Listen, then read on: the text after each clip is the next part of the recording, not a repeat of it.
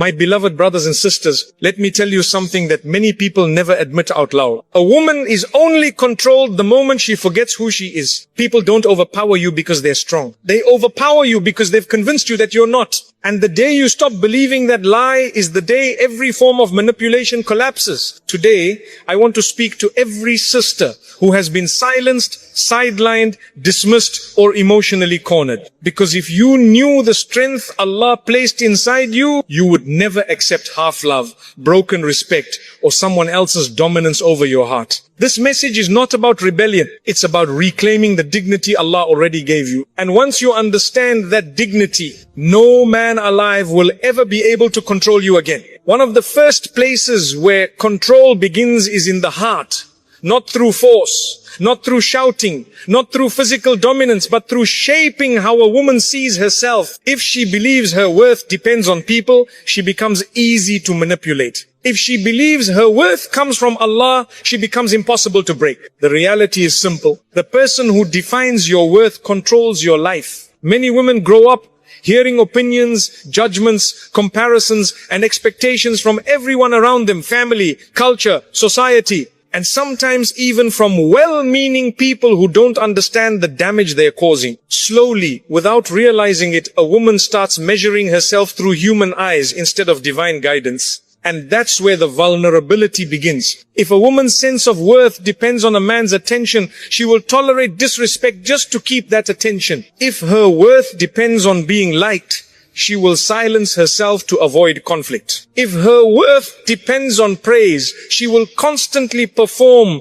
pretending to be someone she's not, just to keep people impressed. And once someone realizes that she needs their approval to feel valuable, control becomes effortless. But the moment she shifts her internal foundation, the moment she firmly anchors her worth in Allah, everything changes. Because when a woman truly understands that her value comes from her Creator, not His creation, she sees through the games instantly. Compliments no longer blind her. Criticism no longer breaks her. Rejection no longer defines her, and attention no longer buys her silence. When she knows that Allah is the one who honors her, she stops giving people the power to dishonor her. This is why the Qur'an constantly reminds believers that honor, izzah, belongs to Allah, not society, not culture, not relationships, not wealth, not status, not appearance. Allah says He honored the children of Adam, all of them. That means a woman's worth isn't earned. It's given. It's intrinsic. It's built into her existence. So when a woman forgets this divine honor, she ends up chasing man-made substitutes for it. Compliments, validation, attention, flattery, and every time she chases those things, she puts herself at the mercy of whoever is handing them out. Think about it. If you depend on someone's words to feel seen, you will fear losing them. If you depend on someone's presence to feel valuable, you will cling even when they mistreat you. If you depend on someone's approval to feel confident, you will twist yourself into not trying to keep them happy. This is how emotional control works. Not through strength, but through dependence. But when a woman understands that her worth is tied to her Creator, not to the creation, she breaks the entire system of manipulation without saying a word. Suddenly, she doesn't beg for love, she chooses love. She doesn't cling to people out of fear. She remains generous while maintaining dignity. She doesn't crumble when someone withdraws affection. She knows that Allah never withdraws His mercy from a sincere heart. A woman who knows her Lord says, I don't need your approval to be valuable. Allah has already honored me. That sentence destroys 90% of the emotional leverage people use to control women. Why? Because you can't intimidate someone who isn't desperate for your validation. You can't guilt someone who isn't trying to impress you. You can't manipulate someone who doesn't fear losing you. You simply lose your power over them. And the beauty is this. When a woman's worth comes from Allah, she doesn't become arrogant, she becomes stable. She doesn't become rebellious, she becomes principled. She doesn't shut people out, she stops letting the wrong people enter too deeply. Her relationships improve because she stops behaving from insecurity and starts behaving from clarity. She loves sincerely, not fearfully. She serves generously, not desperately. She communicates honestly, not anxiously. She walks with confidence, not with emotional dependency. People feel the difference immediately. They can sense when a woman is grounded in something greater than their opinion of her. Her presence becomes lighter but stronger, softer but firmer. Impossible to push over, impossible to manipulate. And here's another truth. When a woman takes her worth from Allah, she stops settling for half-hearted treatment. She doesn't accept disrespect disguised as love. She refuses to carry emotional burdens that were never hers to hold. She recognizes red flags early because she isn't blinded by the need to be chosen. She knows she is already chosen by Allah. This mindset transforms not just her relationships but her entire life. It improves her worship because she's not distracted by seeking people's approval. It improves her emotional health because she no longer ties her identity to unstable human reactions. It improves her decisions because she is not acting from desperation. It improves her resilience because she knows that human disappointment does not define her destiny. People can reject you. People can misunderstand you. People can underestimate you. People can walk away from you, but people cannot rewrite what Allah has written for you. And that realization is where a woman's deepest strength begins. A woman who internalizes her worth from Allah becomes unshakable, not loud, not aggressive, not combative, but centered. And centered women cannot be controlled, because once you know who you are with Allah, no one can convince you to be less. One of the most powerful shifts a woman can make, and one of the most misunderstood, is learning to set boundaries without guilt, hesitation, or endless explanation. Many women are conditioned from childhood to be agreeable, accommodating, and pleasant at all costs. They are taught to avoid conflict, to keep the peace, to sacrifice their needs for others, and to make everyone comfortable even if it means making themselves uncomfortable. This creates a dangerous pattern. A woman who is trained to always say yes eventually becomes surrounded by people who expect it, depend on it, and take advantage of it.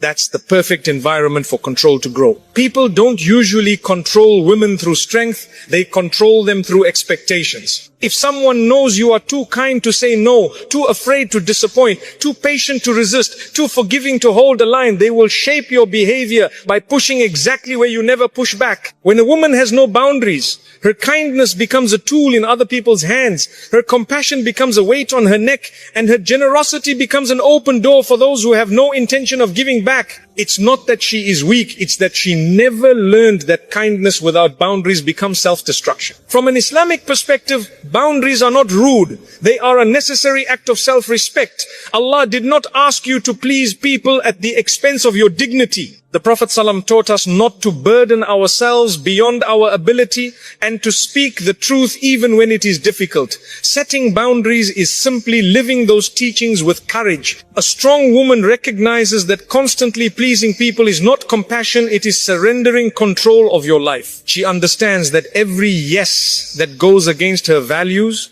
her well-being, or her sanity is actually a slow form of emotional erosion. The more she gives without limits, the more people take without gratitude. And the moment she tries to reclaim her space, those same people call her changed, selfish, or difficult. But that reaction is not proof that she's wrong. It's proof that they were benefiting from her lack of boundaries. When a woman evolves and begins to set limits, the first people to complain are the ones who were taking advantage. And that alone should tell her she is finally doing something right. A boundary is not a wall. It's not harshness. It's not arrogance. It's not rebellion. A boundary is simply a clear line that says this behavior is acceptable. This behavior is not.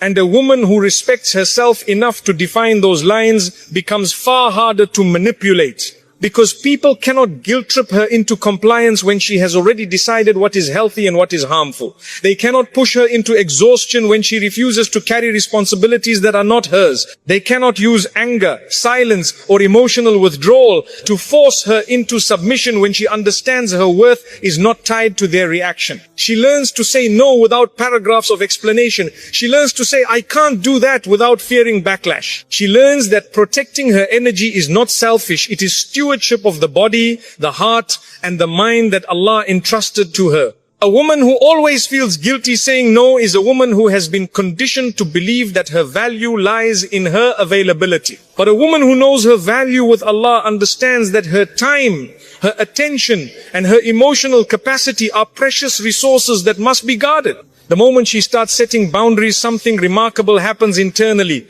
Peace increases, clarity increases, self-respect increases. Relationships become healthier because she is no longer acting from fear or obligation, but from authenticity and balance. She learns to differentiate between people who truly care and people who simply want access. The former respect her boundaries, the latter resist them. And this is where emotional strength emerges. A strong woman does not apologize for taking care of herself. She does not feel guilty for saying no to harmful behavior. She does not shrink her needs to protect someone else's comfort. She understands that if she doesn't protect her heart, her mind, and her peace, nobody else will. That responsibility belongs to her. When she sets boundaries, she regains control of her life. She stops allowing people to dictate her emotions. She stops carrying the weight of everyone's expectations. She stops living in a state of exhaustion, resentment, and fear. Instead, she moves into a life where her generosity is genuine, her love is intentional, and her relationships are built on mutual respect rather than silent sacrifice. The most misunderstood truth is this: a woman with no boundaries is easier to control, but she is also deeply unhappy. A woman with strong boundaries is harder to control, but she is deeply at peace, and that peace radiates. People sense that she is not desperate, not afraid, not dependent on their reactions. They approach her differently, speak to her differently, and treat her differently because they feel the strength of a woman who respects her own limits. And when people realize they cannot manipulate her through guilt or fear, most of the control they once had simply falls apart. Because the strongest women in the world are not loud or angry. They are calm, clear, and decisive. They know what they accept and what they refuse. They know who deserves access to their heart and who does not. They do not waste their lives being everything for everyone. They live with the dignity Allah granted them. This is what makes a woman uncontrollable. Not aggression, not rebellion, but the quiet, steady, unshakable confidence of someone who sets boundaries without apologizing. One of the most subtle and dangerous forms of control is emotional manipulation. It doesn't shout, it doesn't force, and it doesn't announce itself. It works quietly, slowly, shaping how a woman thinks, reacts, and even how she sees her own reality. Many women fall into this trap because manipulation doesn't look like abuse at first. It looks like concern, disappointment, guilt, affection, withdrawal, or just how he is. But underneath all of it is one goal: to make her behave in ways that benefit someone else at the expense of her own well-being, confidence, and clarity. Emotional manipulation begins when someone discovers that your emotions are accessible and predictable. If they know you hate conflict, they will use conflict to silence you. If they know you fear disappointing them, they will use guilt to steer your behavior. If they know you crave reassurance, they will withhold it until you act the way they want. If they know you doubt yourself, they will subtly deepen those doubts until your confidence becomes too weak to resist their influence. A woman who doesn't understand this pattern ends up trapped in a cycle where her emotions are being used against her. She walks on eggshells, constantly monitoring her tone, her decisions, her expressions, even her thoughts, trying to avoid triggering someone's anger or withdrawal. Slowly, she becomes less of herself and more of what the manipulator wants her to be. But a strong woman, the kind of woman Allah wants her to be, refuses to hand over her emotional steering wheel. She learns to recognize manipulation before it takes root, and she knows that anyone who tries to control her through emotions is not offering love but extracting obedience. Manipulators often rely on guilt, because guilt is one of the fastest ways to control a kind-hearted woman. They say things like, after everything I've done for you, you're still doing this? Or, if you cared, you would act differently. Or, you're being ungrateful. These phrases are not sincere reflections of love. They are hooks designed to make her doubt her own intentions. The goal is to keep her constantly apologizing, constantly explaining, constantly proving herself to someone who never intended to treat her fairly in the first place. A strong woman understands that guilt is only valid when she has genuinely done something wrong in the sight of Allah, not when someone else feels inconvenienced or entitled. She knows that emotionally mature people communicate clearly. Manipulative people communicate through pressure, silence, or emotional punishment.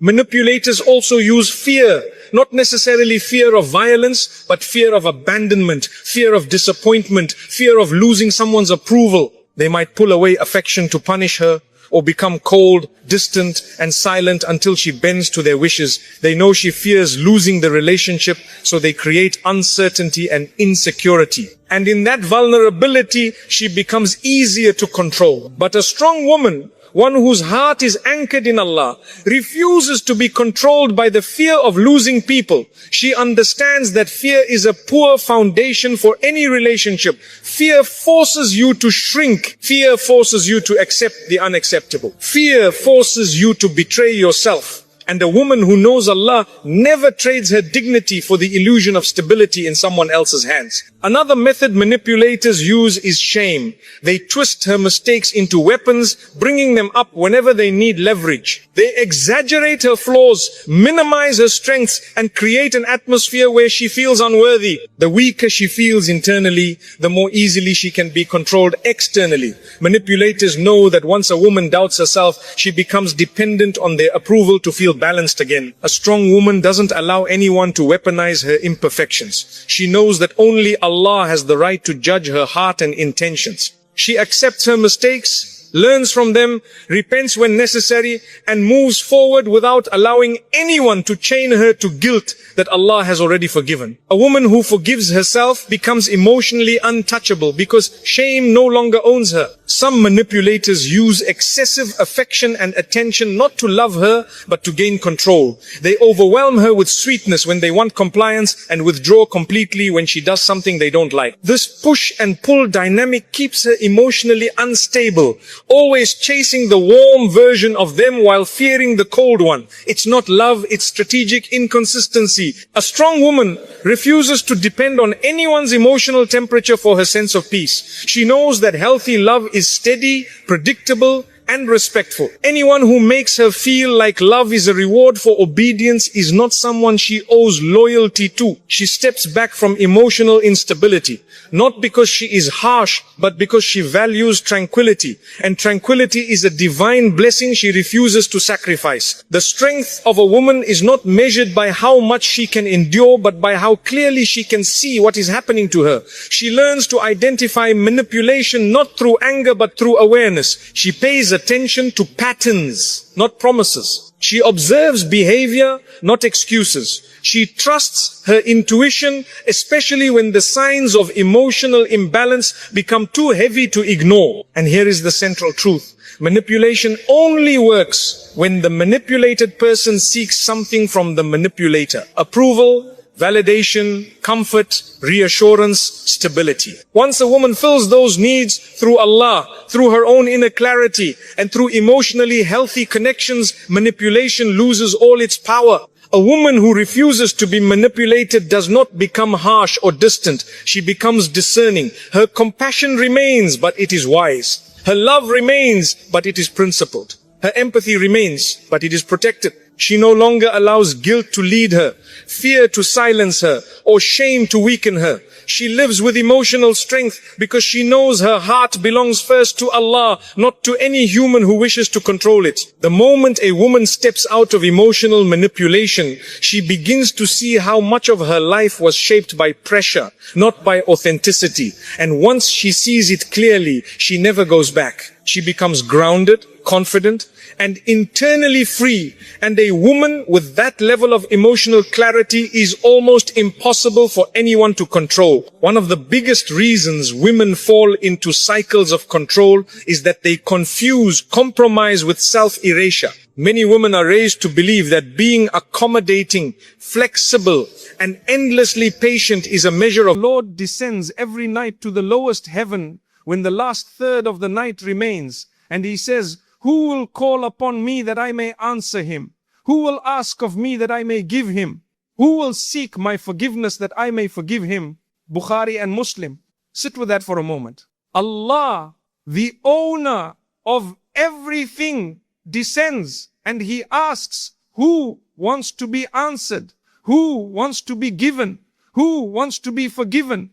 He is not waiting to be convinced. He is not reluctant. He is calling actively, eagerly, with open hands and open mercy.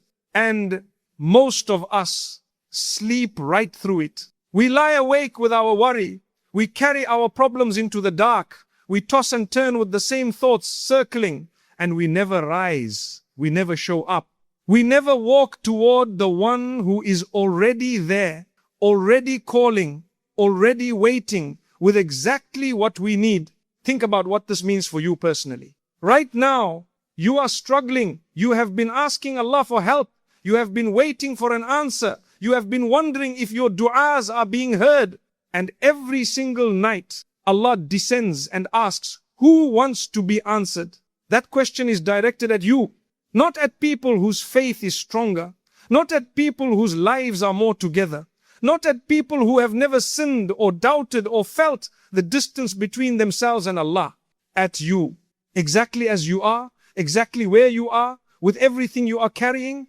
Tonight that call will go out again. The same call, the same open mercy, the same Allah waiting in the last third of the night. The meeting is already scheduled. It has been scheduled every night of your life. The only thing that has ever been missing is you. I want to remove something that might be standing between you and tonight. A misconception, a quiet limiting belief that stops many people before they even begin. It sounds Assalamu like alaikum wa rahmatullahi wa barakatuh. My beloved brothers and sisters, I want to begin with something that might sound too good to be true. But I want you to stay with me, because everything I am about to say comes directly from the Qur'an, directly from the Sunnah, and directly from the lives of people who tested these words in the most extreme circumstances imaginable and found them completely, absolutely, miraculously true. There are sentences, short sentences, sometimes just a few words that the Prophet Muhammad, peace be upon him, gave us. And when you read the rewards attached to them, when you understand what Allah has connected to these specific words, your first reaction might be, is this really possible? Can one sentence really unlock that much? Yes, it can. Because these are not ordinary words. These are words of complete submission, words of total vulnerability before Allah, words that contain within them the full weight of a human being acknowledging, I have nothing, I am nothing, except that you are my Lord and you are enough. And when those words come from a heart that genuinely means them, Allah responds every time, without exception. Today, I want to give you 4 of these. 4 dhikr, 4 phrases of remembrance that the Prophet taught us in moments of the greatest crisis. And I want to show you through the lives of the Prophets and the companions what these words produced when they were said with meaning. Part 1. Hasbunallahu wa ni'mal wakeel. Allah is sufficient for us, and He is the best disposer of affairs. My brother, Assalamu alaikum wa rahmatullahi wa barakatuh. My beloved brothers and sisters, I want to begin with something that might sound too good to be true. But I want you to stay with me, because everything I am about to say comes directly from the Qur'an, directly from the Sunnah, and directly from the lives of people who tested these words in the most extreme circumstances imaginable and found them completely. Assalamu alaikum wa rahmatullahi wa barakatuh. My beloved brothers and sisters, I want to begin with something that might sound too good to be true.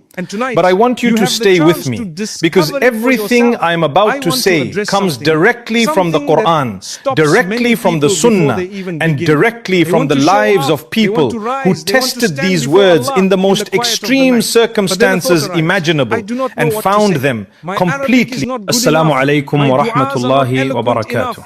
My beloved brothers and sisters, I want to begin with something that might sound too good to be true. But I want you to stay with me, because everything I am about to say comes directly from the Qur'an, directly from the Sunnah, and directly from the lives of people who tested these words in the most extreme circumstances imaginable and found them completely. Assalamu alaikum wa rahmatullahi wa barakatuh. My beloved brothers and sisters, I want to begin with something that might sound too good to be true. But I want you to stay with me, because everything I am about to say comes directly from the Qur'an, directly from the Sunnah, and directly from the lives of people who tested these words in the most extreme circumstances imaginable and found them completely